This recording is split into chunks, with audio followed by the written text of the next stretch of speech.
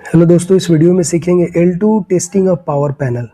तो L2 बोले तो प्री एनर्जाइजेशन टेस्ट है। इसमें CRM टेस्ट, टॉर्क टेस्ट और IR टेस्ट इंक्लूडेड है। पैनल चार्ज होने से पहले किसी भी तरह का लूज कनेक्शन नहीं होना चाहिए, इंसुलेशन लीकेज नहीं होना चाहिए और पैनल हेल्दी होना चाहिए कि हम चार्ज कर सकें।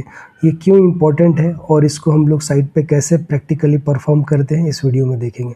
सबसे पहले टॉर्क टेस्टिंग सीखते हैं। टॉर्क टेस्टिंग करते क्यों है? अगर आप बोल्ट को प्रॉपरली टाइट नहीं करोगे तो हॉट स्पॉट्स होगा, स्पार्किंग हो सकता है, फ्यूचर में फेल हो सकता है। अच्छा, जितना भी हमारा ब्रेकर्स है, ब्रेकर के टर्मिनल्स पे या बस बार का जॉइंट्स है या केबल का इनकमिंग आउटगोइंग स्लग्स है, वहाँ पे हम लोग टॉर्किंग करते हैं। टॉर्किंग का जो वैल्यू होता है OEM से रिकमेंडेड होता है कि हमारे जो बोल्ट्स है 10 मिली, 12 एम का, 12 एम का, उसका अलग अलग वैल्यूज़ होता है। जैसे कि मैं इस चार्ट में दिखाया हूँ, ये एक OEM से दिया गया है कि अगर 8 mm का बोल्ट है तो 21 न्यूटन मीटर मारेंगे, 10 का है तो 42 मारेंगे, 12 का है तो 70 मारेंगे, 16 का है तो 170 और 20 का है तो 330। ये हमारा टॉर्क रेंज है डिजिटल टाइप का। अगर हमारा बोल्ट का साइज जो भी है इस पर OEM, तो हम लोग ने 20 न्यूटन मीटर मारा है। उसके बाद में जो सेकंड टेस्ट है वो CRM है, कॉन्टैक्ट रेजिस्टेंस मेजरमेंट टेस्ट। उसके लिए CRM किट है। हम लोग कॉन्टैक्ट रेजिस्टेंस करते क्यों है? इससे ये चलता है कि जो बोल्ट्स है वो लूज़ तो नहीं है, कहीं पे ऑक्सीडाइज तो नहीं है, बोले तो जॉइंट्स पे वही ऑक्सीडाइज हो जाना, रस्ट लग जाना। रस्ट की वजह से हमारा फेलियर हो सकता है, स्पार्क हो सकता है। तो इस टेस्ट को करने के लिए हमारे पास माइक्रो ओमीटर का किट होता है, जैसे कि दिखाया गया है।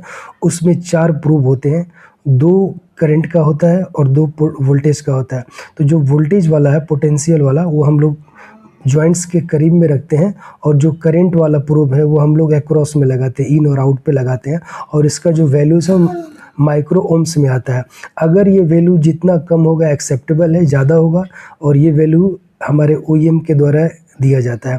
तो ये जो टेस्ट हम लोग करते हैं, R फेस के लिए करते हैं, Y फेस के लिए करते हैं और B फेस के लिए सेपरेट करते हैं। और हाँ, तीनों फेस करने के बाद में इनका जो वैल्यू है, अनबैलेंस वैल्यू है, वो वैल्यू हमारा 20% से ज़्यादा नहीं होना चाहिए।